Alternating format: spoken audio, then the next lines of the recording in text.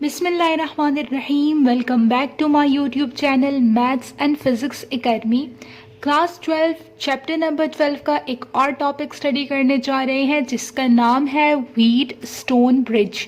Exam point of view से ये topic बहुत इंपॉर्टेंट है। आपसे 5 या 8 नंबर का क्वेश्चन पूछा जा सकता है, तो वीडियो को एंड तक देखें ताकि आप इस टॉपिक का कंप्लीट कॉन्सेप्ट हासिल कर सकें।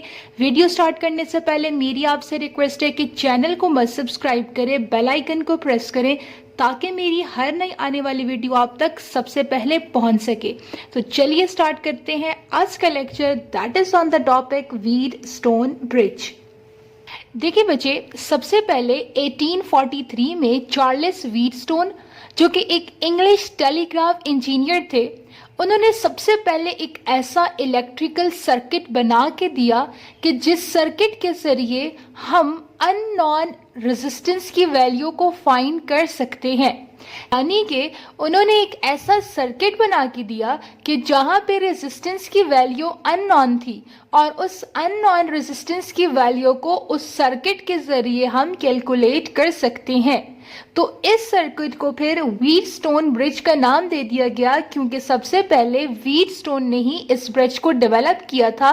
दैट्स वाई इस सर्किट को व्हीटस्टोन ब्रिज कहा जाता है।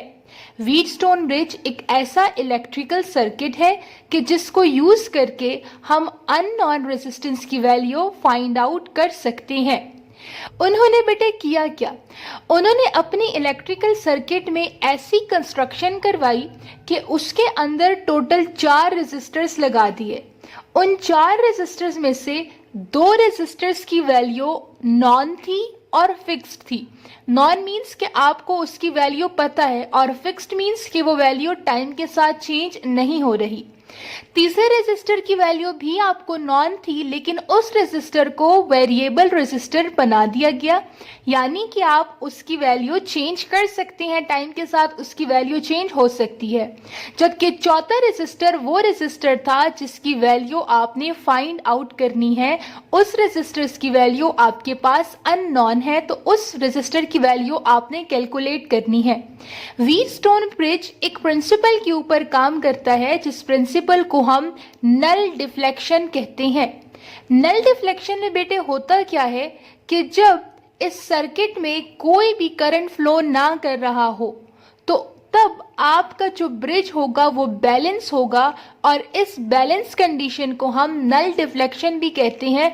नल डिफ्लेक्शन इसलिए कहते हैं क्योंकि उस सर्किट में गैल्वेनोमीटर भी कनेक्ट होता है। चूंकि करंट नहीं होता तो गैल्वेनोमीटर कोई डिफ्लेक्शन शो नहीं कर रहा होता, इसलिए फिर हम उस पॉइंट को नल डिफ्लेक्शन पॉइंट भी कहते हैं। नल डिफ्लेक्शन पॉइंट पे जो आपका व्हीटस्टोन ब्रिज होता है वो बैलेंस होता है, और उस बैलेंस्ड कंडीशन के वक्त आप फिर अपने अननोन रेजिस्टर की वैल्यू कैलकुलेट कर सकते हैं। तो चलिए स्टार्ट करते हैं थ्योरी से। Wheatstone bridge discovery. The Wheatstone Bridge was first invented by Charles Wheatstone in 1843. That's why it is known as Wheatstone Bridge. सबसे पहले 1843 में चार्ल्स व्हीटस्टोन ने इस ब्रिज को डेवलप करके दिया, इसलिए हम इसको व्हीटस्टोन ब्रिज कहते हैं। व्हीटस्टोन ब्रिज को आप डिफाइन कैसे करेंगे कि Wheatstone bridge is an electrical circuit that is used to determine the value of unknown resistance। कि सर्किट में अननोन रेजिस्टेंस की वैल्यू को फाइंड करने के लिए जो ब्रिज हम इस्तेमाल करते हैं उस ब्रिज को हम व्हीटस्टोन ब्रिज कहते हैं। इसकी कंस्ट्रक्शन को समझ ले बेटे। मैंने बिल्कुल स्टार्ट में आपको बताया कि इसकी कंस्ट्रक्शन कुछ इस तरह होती है कि इसके अंदर आपके पास 4 रेजिस्टर होते हैं। ठीक है, पहले इसके डायग्राम को देखें।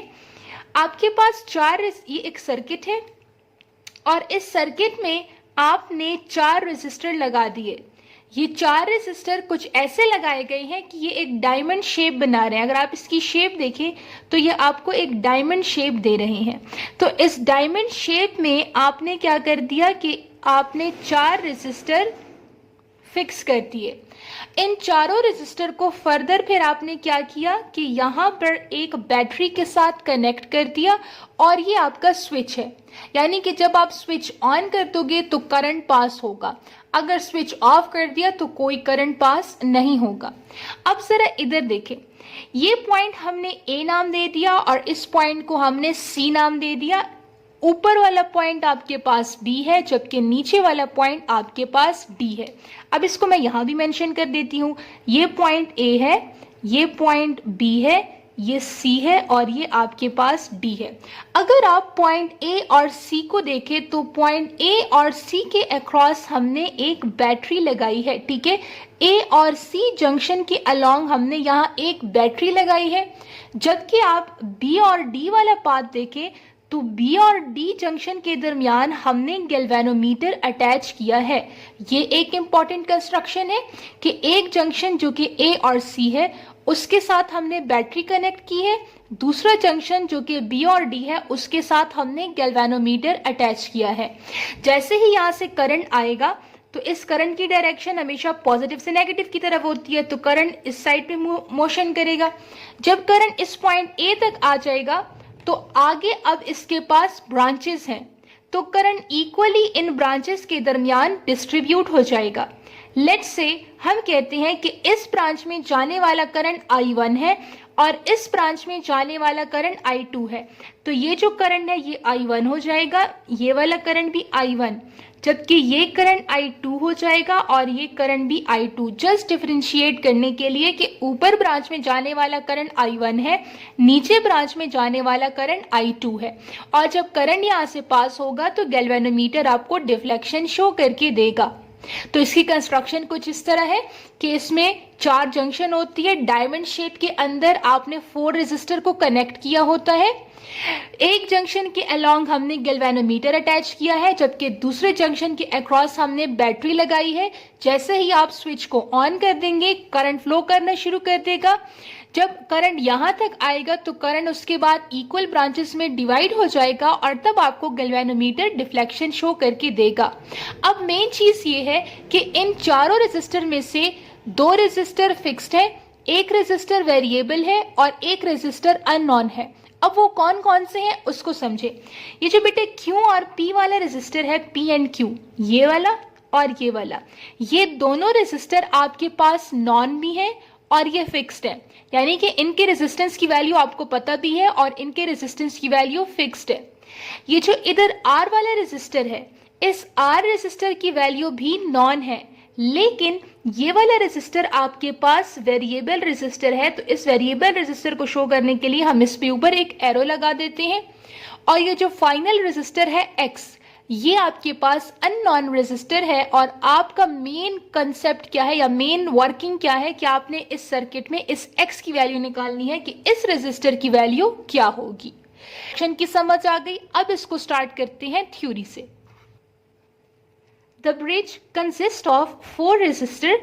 The resistors P and Q are non and fixed. चारों से रेजिस्टर में से रेजिस्टर P and Q उनकी वैल्यू नॉन भी है और फिक्स्ड भी है। The resistor R is also non but variable. R resistor की वैल्यू भी आपको मालूम है, लेकिन इस रेजिस्टर की वैल्यू फिक्स्ड है। The resistor X is unknown और X की वैल्यू आपको नहीं पता, जो कि आपने कैलकुलेट करनी है। Across one pair of opposite junction A and C, battery is connected. A और C जंक्शन के अलोंग हमने बैटरी कनेक्ट करती है। And across other pair B and D galvanometer is connected, और जो आपका दूसरा पेयर है उसके अलोंग हमने गैल्वेनोमीटर कनेक्ट कर दिया है। अब बेटे इसकी वर्किंग प्रिंसिपल कैसे होती है उसको समझें। अगर आप डायग्राम में से देखें तो इसका वर्किंग प्रिंसिपल कुछ इस तरह से है बेटे। स्टोन ब्रिज एक मेन प्रिंसिपल के ऊपर काम करता है और वो प्रिंसिपल है आपके पास बैलेंस कंडीशन। और बैलेंस कंडीशन आपके पास तब आती है जब आपके पास नल डिफ्लेक्शन होती है। नल डिफ्लेक्शन कब होती है? जब गैल्वेनोमीटर आपका 0 डिफ्लेक्शन शो करके दे, तो उस पॉइंट पे हम कहते हैं कि यहाँ नल डिफ्लेक्शन पॉइंट है। और जैसे ही आपको नल डिफ्लेक्शन पॉइंट मिल जाए तो आपका व्हीटस्टोन ब्रिज बैलेंस हो जाता है। अब नल डिफ्लेक्शन पॉइंट लाने के लिए करना क्या होता है? यहाँ पे हमने बिल्कुल स्टार्ट में कहा कि एक रेजिस्टर हमारा वेरिएबल रेजिस्टर होता है।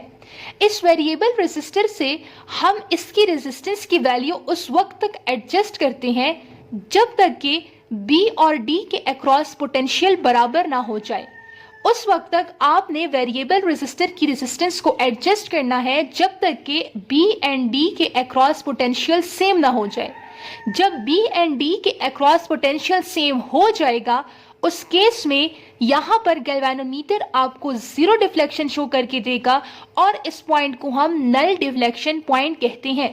फिर से सुने, रेजिस्टेंस वेरिएबल रेजिस्टर के जरिए हम बी और डी के अक्रॉस पोटेंशियल को बैलेंस करने की कोशिश करते हैं।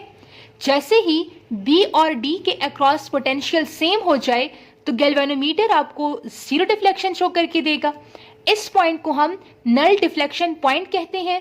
नल डिफ्लेक्शन पॉइंट पे आपका ब्रिज बैलेंस हो जाता है। जब आपका ब्रिज बैलेंस हो जाता है तो तब ए से बी तक जो वोल्टेज ड्रॉप है वो बराबर होगा ए से डी तक के वोल्टेज ड्रॉप के, जबकि बी से सी तक का वोल्टेज ड्रॉप बराबर हो जाएगा डी से सी तक के वोल्टेज ड्रॉप के। ऐसा क्यों हो रहा है? क्योंकि बी और डी के अक्रॉस पोटेंशियल सेम हो गया है। अगर पोटेंशियल सेम हो गया है तो इधर होने वाला वोल्टेज ड्रॉप बराबर हो जाएगा इधर होने वाले वोल्टेज ड्रॉप के। इधर आपके पास दो ब्रांचेस हैं, एक voltage drop across A B, एक voltage drop across A D. तो ये दोनों के दोनों वोल्टेज ड्रॉप आपस में बराबर होंगे। सिमिलरली एक वोल्टेज ड्रॉप BC, एक वोल्टेज ड्रॉप DC, तो यहाँ पे होने वाला वोल्टेज ड्रॉप बराबर हो जाएगा यहाँ पे होने वाले वोल्टेज ड्रॉप के। क्योंकि B and D same potential पे हैं तो इधर फ्लो होने वाला करंट भी क्या हो जाएगा? सेम हो जाएगा। यानी कि I1 वाला करंट बराबर हो जाएगा I2 के करंट के। तो गैल्वेनोमीटर आपको जीरो डिफ्लेक्शन शो करेगा क्योंकि B and D are at the same potential, और उस केस में एक साइड पे होने वाला पोटेंशियल या वोल्टेज ड्रॉप बराबर हो जाएगा दूसरे साइड पे होने वाले वोल्टेज ड्रॉप के। उसके बाद बाय यूजिंग बैलेंस कंडीशन या बैलेंस इक्वेशन आप इजीली इस अननोन रेजिस्टर की वैल्यू निकाल सकते हैं। ये तो जस्ट वर्किंग प्रिंसिपल था फ्रॉम डायग्राम। अब इसको स्टडी करते हैं थ्योरी से आने वाले सेक्शंस के अंदर। Principle, Wheatstone bridge works on the principle of null deflection. Null deflection क्या होता है कि when no current flows through the galvanometer the bridge is said to be balance. जब गैल्वेनोमीटर आपको जीरो डिफ्लेक्शन शो करके दे, यानी कि गैल्वेनोमीटर्स के थ्रू कोई करंट फ्लो नहीं कर रहा, जिसकी वजह से वो आपको जीरो डिफ्लेक्शन शो करके देगा, उस पॉइंट को हम नल डिफ्लेक्शन पॉइंट कहते हैं। और इस पॉइंट पे हमारा ब्रिज बैलेंस हो जाता है। जब ब्रिज बैलेंस हो जाएगा तो उस केस में पोटेंशियल एट डी वो बराबर हो जाएगा पोटेंशियल एट डी के। मैं आपको दोबारा से यहाँ सर्किट डायग्राम बना के दे देती हूँ। यहाँ एक रेजिस्टर था, फिर यहाँ एक रेजिस्टर, देन यहाँ एक रेजिस्टर एंड देन यहाँ एक रेजिस्टर। ये आपका बी पॉइंट है, ये डी, ये ए, ये सी, और इधर हमने गैल्वेनोमीटर लगाया। तो बी और डी के अक्रॉस जो पोटेंशियल होगा वो सेम हो जाएगा अगर गैल्वेनोमीटर जीरो डिफ्लेक्शन शो करके दे रहा है। So potential at B is equals to potential at D. This means voltage drop from A to B and A to D must be equal. जो कि मैंने आपको बहुत स्टार्ट में बताया कि ए से बी तक का जो वोल्टेज ड्रॉप है वो बराबर हो जाएगा ए से डी तक। Similarly voltage drop from B to C and D to C must be equal. B से सी तक का जो वोल्टेज ड्रॉप है वो बराबर हो जाएगा डी से सी तक के वोल्टेज ड्रॉप के। अब हम बैलेंस कंडीशन इस्तेमाल करते हैं कि जब हमारा ब्रिज बैलेंस है तो उस केस में potential drop across A B is equals to potential drop across A D. Potential drop across A B is equals to potential drop across A D. A B आपने लिख दिया, A D आपने लिख दिया। अब बेटे यहाँ जो रेजिस्टर था उसको हमने क्या नाम दिया था? P, और यहाँ पे फ्लो करने वाला करंट वो किसके बराबर था? I1 के। तो according to Ohm's law V equals to I R. I हमारा I1 है, R हमारा P है, तो इसकी जगह I1P आ जाएगा जो कि बराबर है। अब इस साइड पे देखें, यहाँ जो हमारा रेजिस्टर था वो R था, करंट की वैल्यू I2 थी, तो V equals to I R. I की जगह I2 और R की जगह, रेजिस्टर की जगह R आ जाएगा। तो I1P इक्वल्स टू I2R। इसको आप नाम दे देंगे इक्वेशन नंबर 1 का। सिमिलरली जो वोल्टेज ड्रॉप है आपका या पोटेंशियल ड्रॉप है आपका BC से, वो बराबर है DC तक, जो कि हमने यहाँ लिख दिया कि potential drop across BC equals to potential drop across DC। यहाँ जो रेजिस्टर था उसको हमने Q का नाम दिया था और यहाँ फ्लो करने वाला करंट I1 था।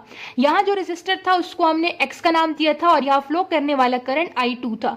तो V इक्वल्स टू IR के मुताबिक अक्रॉस BC आ जाएगा I1Q और अक्रॉस DC आ जाएगा I2X। तो I1Q is equals to I2X और इसको आपने नाम दे देना है इक्वेशन नंबर 2 का। अब कुछ ही स्टेप्स बाकी हैं जिसको हम स्टार्ट करेंगे आने वाले सेक्शंस के अंदर।